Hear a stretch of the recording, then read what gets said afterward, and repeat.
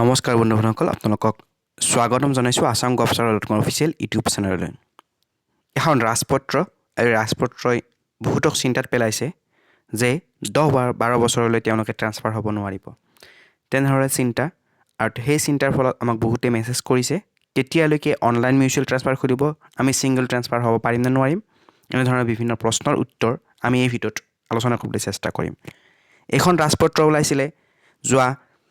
26 মে 2020 আৰু ইয়াতে নামটো আছিলে the Assam elementary and secondary school teachers regulation of posting and transfer act 2020। অৰ্থাৎ এইখন সম্পূৰ্ণৰূপে নতুন এক্ট হয় আৰু ইয়াতে ট্ৰান্সফাৰ আৰু পোষ্টিঙৰ কথা তেওঁলোকে উল্লেখ কৰিছে। আৰু এই এক্ট মতে ট্ৰান্সফাৰ কেনেকৈ হ'ব, আপোনালোকে কেনেদৰে ট্ৰান্সফাৰ ল'ব পাৰিব আৰু এই ট্ৰান্সফাৰ কাৰ কাৰ হ'ব, কেতিয়া হ'ব, গোটেইখিনি ইয়াতে তেওঁলোকে উল্লেখ কৰিছে। মিউচুৱেল ট্ৰান্সফাৰ হ'বনে নাই বা এই ট্ৰান্সফাৰ প্ৰচেছত কোনখিনি টিচাৰে ভাগ ল'ব পাৰিব আৰু কোনখিনি নোৱাৰে, গোটেইখিনি কথা উল্লেখ আছে। এলিমেণ্টাৰী স্কুলৰ ট্ৰান্সফাৰ হ'বনে নাই, হ'ব, আপোনালোকে জানেই। কিন্তু ছেকেণ্ডেৰী স্কুলৰ বহুতে আমাক সোধে, এতিয়া যিসকল হাইস্কুলত নিযুক্তি লাভ কৰিছে তেওঁলোকেও সোধে যে ছেকেণ্ডেৰী স্কুলৰ ট্ৰান্সফাৰ মিউচুৱেল ট্ৰান্সফাৰ হ'বনে নাই। ছেকেণ্ডেৰী স্কুলৰ মিউচুৱেল ট্ৰান্সফাৰ হ'ব, গতিকে এই এখন আছে, আপোনালোকে দেখিছেই চাগে। আমি গোটেইখিনি নপঢ়োঁ কাৰণ সময়ৰ অভাৱ। দ্য ছেকেণ্ডেৰী স্কুলছ দিয়াৰ চেল বি ওৱান টিচাৰ, গোটেইখিনি ইয়াতে উল্লেখ আছে। 1:40 অৰ্থাৎ তেনেদৰে হ'ব লাগিব। ট্ৰান্সফাৰৰ কথাখিনি ইয়াতে উল্লেখ কৰা আছে। আমি মূল কথালৈ আহিছোঁ যে ট্ৰান্সফাৰ কাৰ কাৰ মাজত হ'ব। The teacher may be transfer from one secondary school to another secondary school, ইয়াতে সেইটো কথা উল্লেখ আছে। গতিকে হাইস্কুলৰ যিসকল আছে তেওঁলোকে কোনো ধৰণৰ অসুবিধা নহয়, তেওঁলোকৰ ট্ৰান্সফাৰ হৈ যাব। কিন্তু ইয়াতে এটা কথা আছে, সেইটো ইম্পৰ্টেণ্ট।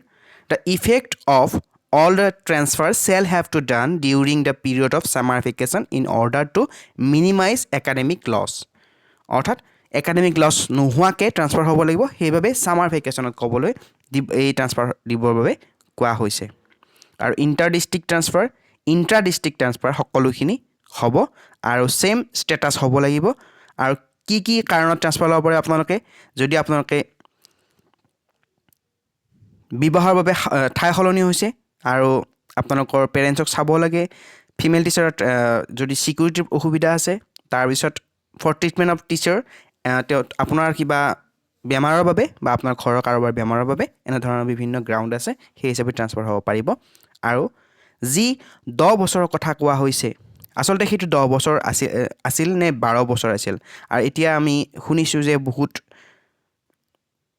সময়ত 12 বছৰৰ কথাটো আচলতে কোৱা হৈ আছে, কিন্তু 12 বছৰ নহয়, 10 বছৰহে হয়। ইয়াতে স্পষ্টকৈ লিখে, a teacher working in a district continuously for 10 years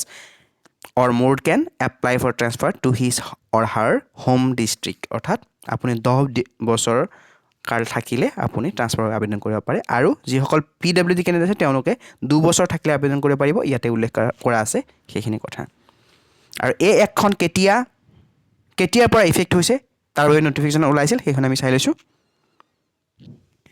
এইখন নটিফিকেশ্যন যোৱা 5 জানুৱাৰীত ওলাইছিলে।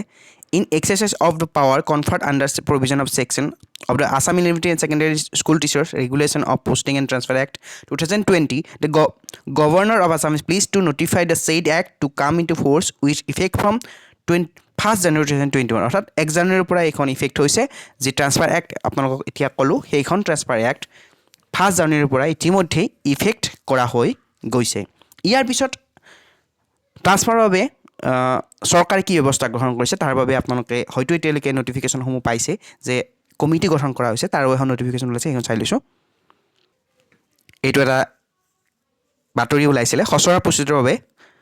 6জনীয়া সমিতি গঠন কি আছিল, প্ৰাথমিক মাধ্যমিক শিক্ষকৰ বদলি আৰু নিযুক্তি। ৰাজ্যৰ প্ৰাথমিক আৰু মাধ্যমিক শিক্ষকৰ বদলি নিযুক্তিৰ বাবে শীঘ্ৰেই প্ৰস্তুত হ'ব আইন। অৰ্থাৎ আইন ইতিমধ্যে প্ৰস্তুত হৈ গৈছে, ইফেক্টিভ হৈ গৈছে। এতিয়া কেনেদৰে ট্ৰান্সফাৰ হ'ব, কি ছিষ্টেমত হ'ব, অনলাইন হ'বনে অফলাইন হ'ব, গোটেইখিনি কথাৰ বাবে আৰু কি কৰিব লাগিব তাৰ বাবে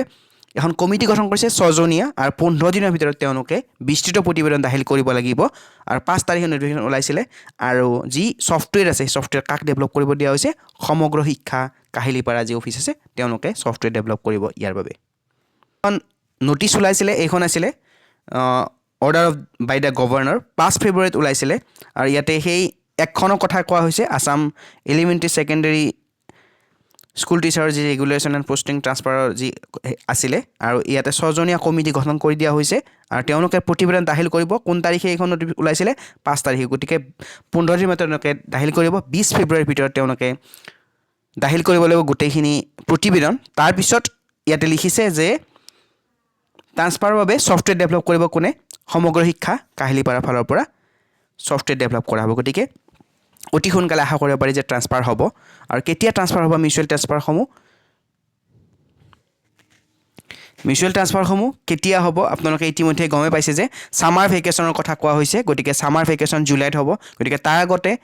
যি নটিফিকেশ্যন ওলাব লাগে ছফটৱেৰ যদি ডেভেলপ হৈ যায় ৱেবছাইট যদি ডেভেলপ হৈ যায় যিখিনি কাম কৰিব লাগে সকলোখিনি যদি হৈ যায় তেতিয়াহ'লে আমি আশা কৰিব পাৰোঁ মাৰ্চ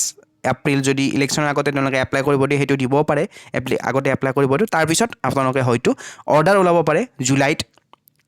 যে কোনো ধৰণৰ একাডেমিক লছ নহয় জুলাই যি গৰম বন্ধ আছে তাৰ মাজতে আপোনালোকৰ পোষ্টিং যিখিনি ট্ৰান্সফাৰ হ'ব লাগে সেইখিনি হৈ যাব তাৰ আগতে এপ্লাইসমূহ চলিব আৰু 20 তাৰিখলৈকে যিহেতু প্ৰতিবেদন দাখিল হ'ব তাৰপিছত সোনকালে হ'ব পাৰে মাৰ্চ বা এপ্ৰিলৰ ভিতৰতো হ'ব পাৰে ইলেকশ্যনৰ আগত যদি ইলেকশ্যন এপ্ৰিলত হয় হয়তো মাৰ্চত আপোনালোকৰ আবেদন চলিব পাৰে যিহেতু এই নটিফিকেশ্যন যিখন আপোনালোকে দেখি আছে বৰ্তমান এইখন হৈছে 6 মাৰ্চ 2019 চনত যোৱা যিটো ট্ৰান্সফাৰ আছিল তাতে যিসকলে আবেদন কৰিছিল তেওঁলোকে 6 মাৰ্চ যি আছিল তেতিয়া তেওঁলোকে আবেদন কৰিব পাৰিছিল এতিয়া ইয়াতে কোনে আবেদন কৰিব পাৰিব এলপিৰ যিসকল শিক্ষক আছে তেওঁ এলপিৰ বাবে আবেদন কৰিব পাৰিব আৰু জুনিয়ৰ বেচিক স্কুল অৰ্থাৎ এলপিৰ কথাই কোৱা হৈছে কিন্তু জুনিয়ৰ বেচিক কিছুমান স্কুল আছে তেওঁলোকে জুনিয়ৰ বেচিক স্কুলৰ লগত মিউচুৱেল ট্ৰান্সফাৰ হ'ব পাৰে কিন্তু জুনিয়ৰ বেচিক স্কুলসকল যি ট্ৰান্সফাৰ টিচাৰ আছে তেওঁলোকে এলপিৰ লগত হ'ব পাৰে কাৰণ সেম ষ্টেটাছ যদি হয় এছিষ্টেণ্ট টিচাৰ তেতিয়া এছিষ্টেণ্ট টিচাৰ হিচাপে তেওঁলোকে ট্ৰান্সফাৰ হ'ব পাৰিব কিন্তু যদি আপুনি এছিষ্টেণ্ট টিচাৰ তেতিয়াহ'লে আপুনি হিন্দী টিচাৰৰ লগত ট্ৰান্সফাৰ হ'ব নোৱাৰে ছায়েন্স টিচাৰৰ লগত হ'ব নোৱাৰে ছায়েন্স টিচাৰৰ লগত হিন্দী টিচাৰৰ লগত এৰেবিক টিচাৰৰ লগত তেনেদৰে সেম ষ্টেটাছ হ'ব লাগিব লগতে ইয়াৰ উপৰিও সিনিয়ৰ বেচিক স্কুল আছে তেওঁলোকেও সেম ষ্টেটাছ যদি হয় ট্ৰান্সফাৰ হ'ব পাৰিব এছিষ্টেণ্ট টিচাৰৰ লগত যদি এমই লগতো হ'ব পাৰিব তাৰপিছত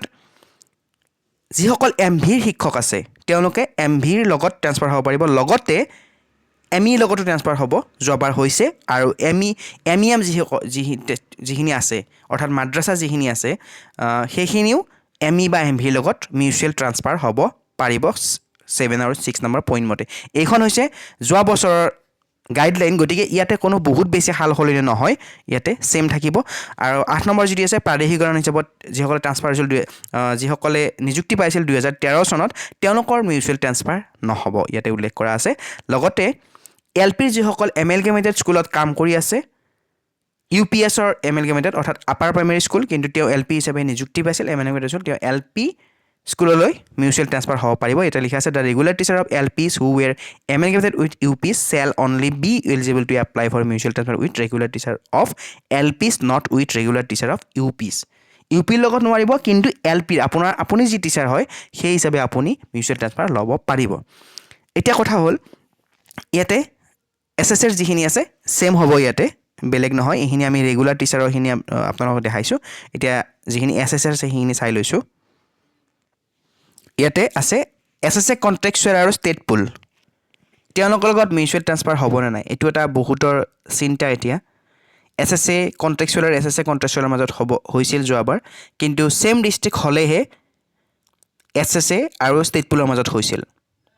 সেম ডিষ্ট্ৰিক্ট যদি হয় তেতিয়াহ'লে এছএছএ আৰু ষ্টেট পুলৰ মাজত ট্ৰান্সফাৰ হৈছিল কিন্তু অন্য জিলা হ'লে এছএছএৰ মাজতে এছএছএ হৈছিল ষ্টেট পুলৰ মাজতে ষ্টেট পুল হৈছিল গতিকে এটা অসুবিধা আছিল ষ্টেট পুলে একেই সেম কেটেগৰী হ'লে ষ্টেট পুলৰ লগত সকলো জিলাতে পাৰিছিল কিন্তু এছএছএৰ লগত এটা অসুবিধা আছিল যে এছএছএ সেম ডিষ্ট্ৰিক্ট নহ'লে অসুবিধা বেলেগ জিলালৈ ট্ৰান্সফাৰ নহৈছিল গতিকে আমি আশা কৰিব পাৰোঁ হয়তো এবাৰ হ'ব কাৰণ কেইদিনমান আগতে যি একেই সুবিধা দিয়া হৈছে সকলোকে গ্ৰেড পে বা যিখিনি সমস্যা আছিল ষ্টেট পুলৰ ফিক্স পে আছিলে এতিয়া দৰমহাৰ সমস্যাটো যিহেতু দৰমহাৰ বাবে তেওঁলোকে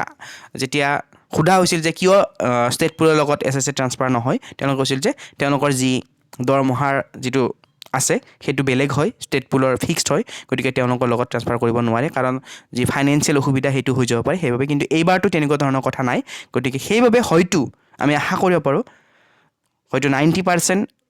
ষ্টেট পুল আৰু এছএছএৰ মাজত মিউচুৱেল ট্ৰান্সফাৰ হৈ যাব এবাৰ বিভিন্ন জিলাৰ মাজতো হ'ব অকল এখন জিলা মানে